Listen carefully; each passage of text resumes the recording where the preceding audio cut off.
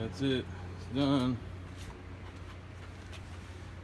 Everything snapped back in, no problem. Everything's in there. Didn't have to take that whole trim off, just let it hang, take the bottom clips out. Bezel's in there clean.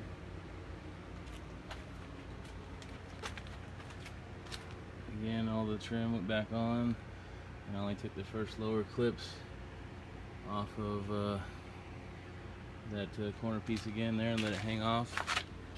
And then underneath there is spots for you to put these bolts back in. The bumper, this tab that came down, the same thing on this one, but looks like we're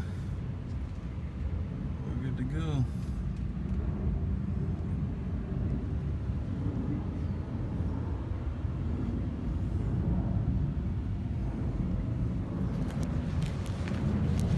And that's the install of the 2012 Mopar Jeep Grand Cherokee receiver hitch.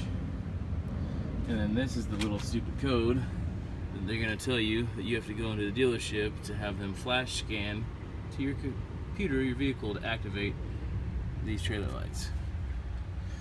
And I'm sure that's just a little cheap, I don't know, $100 or $20, $120 for them to take 5 minutes to do that.